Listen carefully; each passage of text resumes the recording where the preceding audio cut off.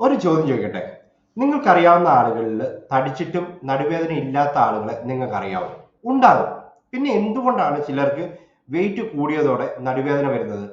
എന്തുകൊണ്ടാണ് ചിലർക്കത് വരാത്തത്? ഇതിന് സത്യത്തിൽ ഒരു ക്ലിയർ ആൻസർ ഉണ്ട്.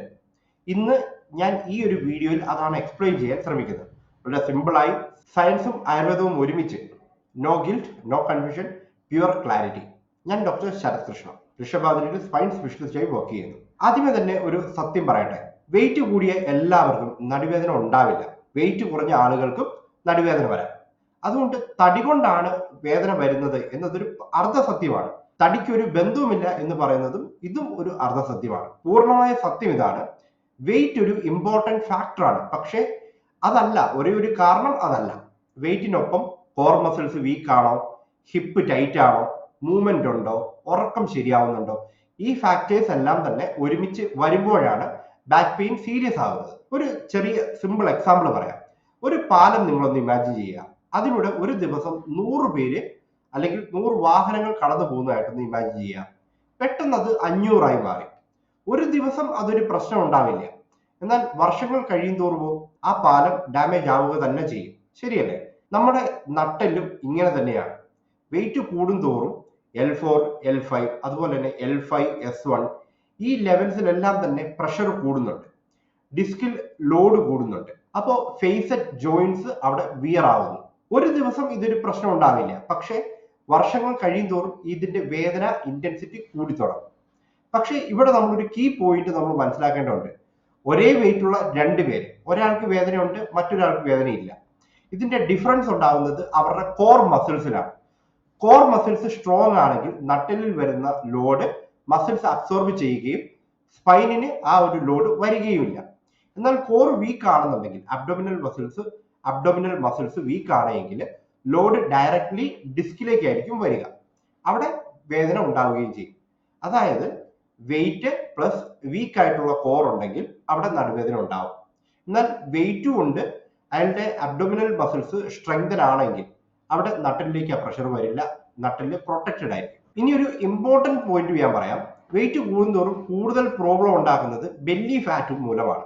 ബെല്ലി ഫാറ്റ് കുടവയറും മുന്നോട്ട് ഫോർവേഡ് ചെയ്യും തോറും ബോഡിയുടെ ബാലൻസ് മെയിൻറ്റെയിൻ ചെയ്യാൻ വേണ്ടി നട്ടല് ലംബാർ സ്പൈൻ കൂടുതൽ ആർച്ചാവും, അതായത് പുറകോട്ട് വലിയും. ഇതിനെയാണ് ഹൈപ്പർ ലോഡോസിസ് എന്ന് പറയുക.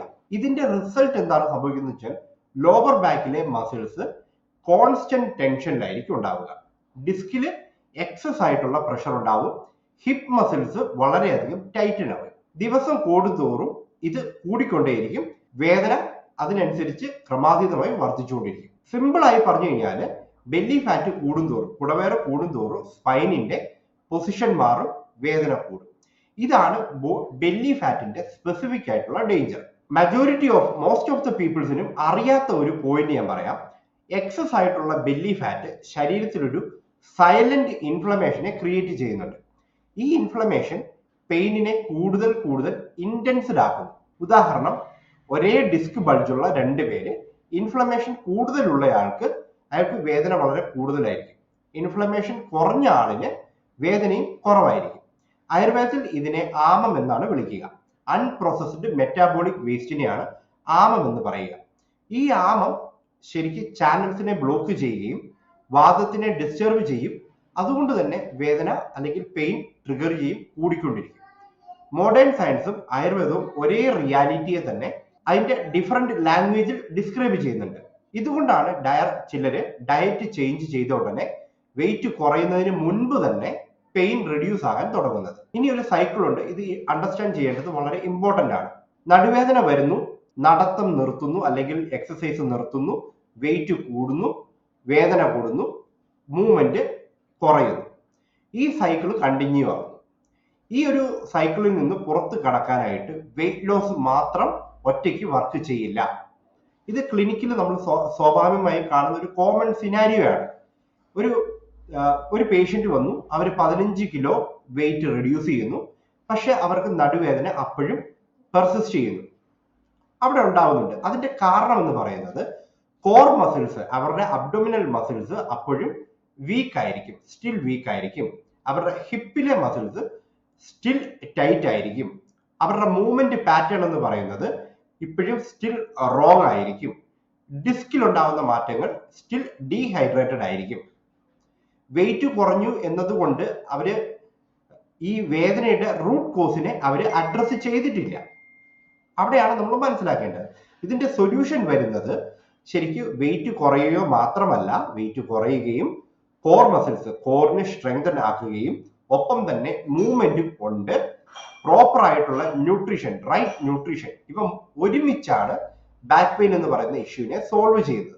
പ്രാക്ടിക്കലായി ചെയ്തു നോക്കാവുന്ന ഒന്ന്, എല്ലാ ദിവസവും ഒരു നടക്കുന്ന ആളുകൾ നടക്കുമ്പോൾ ദിവസവും ഒരു 20-30 മിനിറ്റ് ഫ്ലാറ്റ് ആയ സർഫസിൽ കംഫർട്ടബിൾ ആയിട്ടുള്ള ഒരു വേഗതയിൽ നടക്കുക. അപ്പോൾ നടക്കുമ്പോൾ ഡിസ്കിൽ ന്യൂട്രീഷൻ പമ്പ് ചെയ്യപ്പെടുകയും അതിന് വേണ്ടുന്ന തരത്തിലുള്ള ന്യൂട്രീഷൻ അവിടെ കിട്ടുകയും ചെയ്യും. അപ്പോൾ നടക്കുന്നത് ബെല്ലി ഫാറ്റ് റെഡ്യൂസ് ചെയ്യുന്നതിന് ഏറ്റവും ബെസ്റ്റും സേഫുമായിട്ടുള്ള ഒരു എക്സസൈസ് ആണ്. 2 കോർ മസിൽസ്, കോർ എക്സസൈസ്, അതായത് 2 കോർ എക്സസൈസുകളാണ്. ഗ്ലൂട്ട് ബ്രിഡ്ജ്, നമ്മൾ നിലത്ത് കിടക്കുക, ഫ്ലോറിൽ നിലത്ത് കിടന്ന് ഹിപ്സ് മാത്രം, ഇടുപ്പ് മാത്രം ഉയർത്താനായിട്ട് ശ്രമിക്കുക. ഇങ്ങനെ ചെയ്യുമ്പോൾ നമ്മുടെ സ്പൈനിന് വലിയ ലോഡ് ഇല്ലാതെ തന്നെ കോറിന്റെ മസിൽസ് ആക്ടിവേറ്റ് ആക്കാൻ സഹായിക്കും. അത് വളരെ നല്ലൊരു എക്സസൈസ് ആണ്.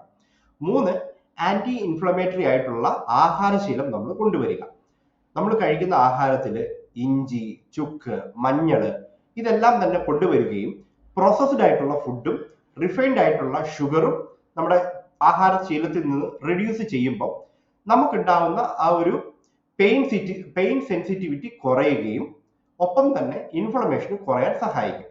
4 വെള്ളം, ഒരു ദിവസം 2.5 മുതൽ 3 ലിറ്റർ വരെ വെള്ളം കുടിക്കാനായി ശ്രമിക്കുക. ഡിസ്കിൽ 70% വെള്ളമാണുള്ളത്. ഡീഹൈഡ്രേഷൻ ഉണ്ടാവും തോറും ഡിസ്കിന്റെ ഡീജനറേഷനും കൂടുതലായിരിക്കും, അത് വേഗതയിൽ നടക്കുമെന്നുള്ളതാണ്.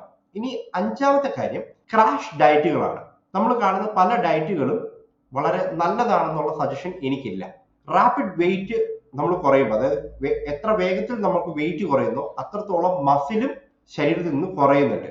അവിടെ സംഭവിക്കുന്നത് ശരീരത്തിന്റെ നട്ടലിന് വേണ്ടുന്ന സ്പൈനിന്റെ സപ്പോർട്ടും കുറയുന്നുണ്ടെന്നുള്ളതാണ്. ഇവിടെ ഗ്രാജുവലി ഒരു 1/2 കിലോ തൊട്ട് 1 കിലോ വരെ ഓരോ ആഴ്ചയിലും കുറയുന്നതാണ് ഏറ്റവും സ്പൈനിന് സേഫ് ആയിട്ടുള്ള ഒരു രീതി. ഈ ഒരു 5 സ്റ്റെപ്പ് കൺസിസ്റ്റന്റ് ആയിട്ട് പ്രാക്ടീസ് ചെയ്യുകയാണെങ്കിൽ വെയിറ്റും കൺട്രോൾ ആവും, ഒപ്പം തന്നെ നടുവേദനയും റെഡ്യൂസ് ആവും. ഇത് രണ്ടും ഒരുമിച്ച് നടക്കുന്നുള്ളതാണ്. വേദന കാലിലേക്ക് ഇറങ്ങുന്നുണ്ട്, കാല് മരവിക്കുന്നുണ്ട്, അതുപോലെ തന്നെ മലമൂത്ര വിസർജനം ഒരു അൺകൺട്രോൾഡ് ആയിട്ട് അല്ലെങ്കിൽ ബുദ്ധിമുട്ടായിട്ടൊക്കെ തോന്നുന്നുണ്ടെങ്കിൽ ഇവിടെ അതൊരു എമർജൻസി സിറ്റുവേഷൻ ആണ്. രാത്രിയിൽ ഉറങ്ങാൻ പറ്റാത്ത ഒരു സാഹചര്യമൊക്കെ ഉണ്ടാവുന്നുണ്ട്, വേദന കൂടുന്നൊക്കെ ഉണ്ടെങ്കിൽ ഇമ്മീഡിയറ്റ് ആയിട്ട് തന്നെ തൊട്ടടുത്തുള്ള ഒരു ആശുപത്രിയിൽ കൺസൾട്ട് ചെയ്യുക. കാരണം അതൊരു എമർജൻസി സിറ്റുവേഷനിലേക്കാണ്. അവസാനമായിട്ടൊരു കാര്യം പറഞ്ഞുതരാം. ഇത് എന്റെ തടി കൊണ്ടാണ് എന്ന് വിഷമിക്കുന്ന അല്ലെങ്കിൽ നാണക്കേട് കൊണ്ട് ചിന്തിക്കുന്ന ഒരുപാട് ആളുകളെ എനിക്ക് അറിയാം, ഞാൻ കാണാറുമുണ്ട്. അവരോട് ഒരു കാര്യം എനിക്ക് വളരെ ക്ലിയർ ആയിട്ട് പറയാൻ ഞാൻ ആഗ്രഹിക്കുന്നുണ്ട്. ഒന്ന്, നിങ്ങളുടെ ശരീരം നിങ്ങളുടെ ശത്രു ഒന്നുമല്ല, നിങ്ങളുടെ വെയിറ്റ് ഒരു വലിയ വില്ലനുമല്ല. വെയിറ്റ് എന്ന് പറയുന്നത് അല്ലെങ്കിൽ ഭാരം കൂടുന്നത് ഒരു സിഗ്നൽ മാത്രമാണ്. നിങ്ങളുടെ അറ്റൻഷൻ അവിടെ വേണം എന്നുള്ള ഒരു ലക്ഷണം കാണിക്കുന്നതാണ്, ഒരു ശ്രദ്ധ നിങ്ങളെ ക്ഷണിക്കുന്നതാണ്. ആ ഒരു അറ്റൻഷൻ അവിടെ ഒന്ന് കൊടുത്താൽ, അതും ശരിയായ രീതിയിൽ ഒരു റൈറ്റ് വേയിൽ അത് കൊടുത്താൽ വെയിറ്റ് ലോസിനായിട്ട് നിങ്ങൾ വെയിറ്റ് ചെയ്യേണ്ട കാര്യമൊന്നും വരില്ല. ചെയ്യേണ്ടത് ഇത്ര മാത്രം, ചെറിയ ചെറിയ മൂവ്മെന്റുകൾ ഇന്നേ ചെയ്തു തുടങ്ങുക. ക്ലിനിക്കിൽ ഞാൻ ഡെയിലി കാണുന്ന കാര്യങ്ങളാണ്. നല്ല സിഗ്നിഫിക്കന്റ് ആയിട്ടുള്ള വെയിറ്റ് ഉള്ള ആളുകൾ ഒരു നടുവേദന ഇല്ലാതെ ജീവിക്കുന്നുണ്ട്. Because they address the right things that is possible for you too. So കമന്റിലേക്ക് ഒന്ന് എഴുതുക, നിങ്ങൾക്ക് നടുവേദനയാണോ ആദ്യമേ വന്നത്, അല്ല വെയിറ്റ് ആണോ ആദ്യമേ കൂടിയത്. ഈ വീഡിയോ വെയിറ്റ് കൊണ്ടാണ് ഇനി ഒന്നും ചെയ്യാൻ കഴിയില്ല എന്ന് ഫീൽ ചെയ്യുന്ന ഒരാൾക്ക് ഇത് ഷെയർ ചെയ്ത് കൊടുക്കുക. ഡിസ്ക്രിപ്ഷനിൽ സ്പൈൻ ഹെൽത്ത് മാസ്റ്റർ ക്ലാസിന്റെ ലിങ്ക് ഞാൻ കൊടുത്തിട്ടുണ്ട്, രജിസ്റ്റർ ചെയ്യാം, വെബിനാർ കാണാം.